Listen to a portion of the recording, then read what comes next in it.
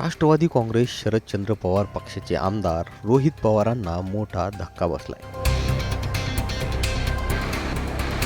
त्यांच्या होमपेजवरच त्यांना हा धक्का बसलाय. कर्जत नगरपंचायतीमध्ये मोठी राजकीय खळबळ उडाली आणि यामुळं एक हाती आलेली सत्ता हातातून गेली का काय अशी चर्चा सुरू झाली.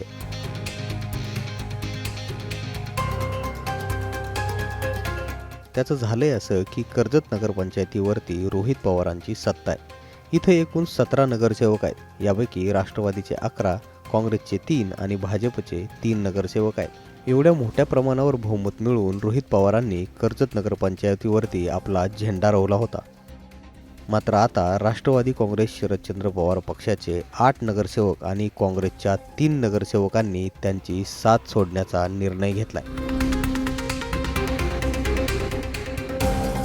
रविवारी नगरपंचायतीच्या नगराध्यक्षांवर अविश्वासाचा ठराव दाखल करण्यात आला आणि त्यानंतर राष्ट्रवादी काँग्रेस, भाजप आणि काँग्रेसचे नगरसेवक सहलीला गेले आणि यानंतर चर्चा सुरू झाल्या.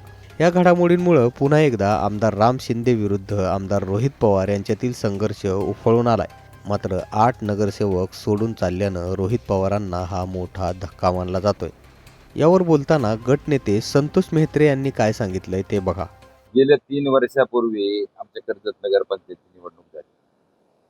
ती झाल्यानंतर नगराध्यक्ष, उपनगराध्यक्ष नेमण्याचा प्रोग्राम आला. त्यानुसार ते नेमणूक झाली.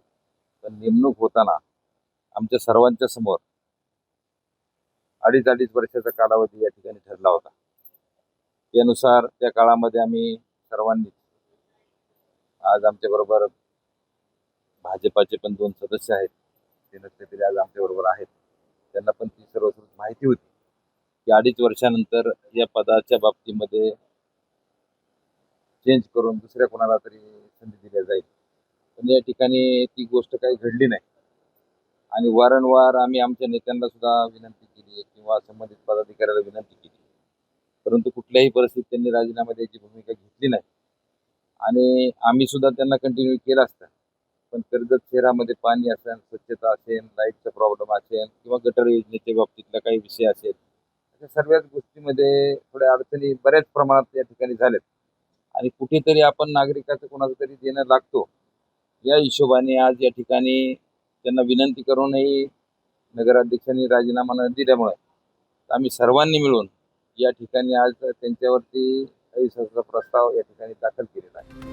आता संतोष मेहत्रे यांनी ही प्रतिक्रिया दिल्यानंतर भाजपचे स्थानिक नेते असलेले आणि माजी जिल्हा परिषदेचे सदस्य असलेले प्रवीण घुलेंनी देखील यावर प्रतिक्रिया दिली.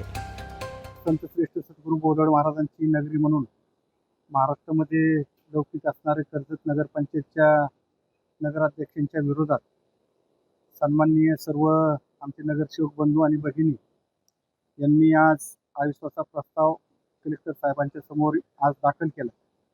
कर्जत शहरातील ज्या सुविधा असतील, कर्जत शहरातील जे प्रलंबित प्रश्न असतील आणि सद्गुरू गोदड महाराजांच्या नगरीबद्दल या सर्व नगरसेवक बांधवांना आणि आमच्या सर्व भगिनींना एक वेगळ्या पद्धतीची आत्मीयता आहे आणि त्या शहराचा, त्या लौकिक जिल्ह्यात आणि राज्यात सुद्धा एक वेगळ्या पद्धतीने गेला पाहिजे, तशा पद्धतीचं कामकाज झालं पाहिजे. सर्व सन्माननीय नगरसेवकांना फक्त अपेक्षा आपल्या कामाची आणि सन्मानाची अपेक्षा होती, पण दुर्दैवानं तशा पद्धतीचे अनुभव या आमच्या सगळ्या नगरसेवकांना आले नाही आणि म्हणून मग कामाच्या बाबतीतली भूमिका पाहिली, शहरातले अनेक प्रश्न, अनेक गोष्टी जर पाहिल्या तर त्या गोष्टीच्या संदर्भात वारंवार या सर्व मंडळींनी, नगरसेवकांनी मिटिंगमध्ये असतील किंवा वेळोवेळी प्रशासनात असतील, यांच्यासमोर या सगळ्या गोष्टी मांडल्यानंतर या संपूर्ण घडामोडींवर रोहित पवारांकडून अद्याप कुठलीही प्रतिक्रिया आलेली नाही. मात्र यावर त्यांच्या गटाच्या उषा राऊत यांनी मात्र प्रतिक्रिया दिल्या. त्यांनीही काय म्हटलंय ते सुद्धा बघा. काही नगरसेवकांची अशी कंडिशन आहे की क्षमता नसतानाही ते निवडून आलेले आहेत आणि का निवडून आलेत? कारण आपले आदरणीय रोहित दादा आणि आईसाहेब सुनंदाताई पवार यांनी 17ची 17 वार्डात जाऊन नागरिकांसमोर त्यांनी हात जोडलेत. नगरसेवक जास्तीत जास्त निवडून यावेत ह्याच्यासाठी प्रयत्न केलेले आहेत. तर मला नगरसेवकांना एवढंच सांगायचं आहे की ह्याची तरी तुम्ही जाणीव ठेवा आणि जे काही तुमचं म्हणणं असेल, जे काही तुमचं जे काही विचार आहे किंवा तुम्हाला जे काही म्हणायचे ते तुम्ही सगळ्यांनी इथं यावं, रोहितदादांशी चर्चा करावी. मी माझा राजीनामा द्यायला तयार आहे, पण अगोदर उपनगराध्यक्षांचा राजीनामा घ्यावा आणि मी माझा लगेच राजीनामा द्यायला तयार आहे. एकंदरीतच हा रोहित पवारांना मोठा धक्का मानला जातोय आणि राम शिंदे विरुद्ध रोहित पवार यांच्यातील संघर्ष आणखी शिगेला पोचल्याचं बोललं जातं.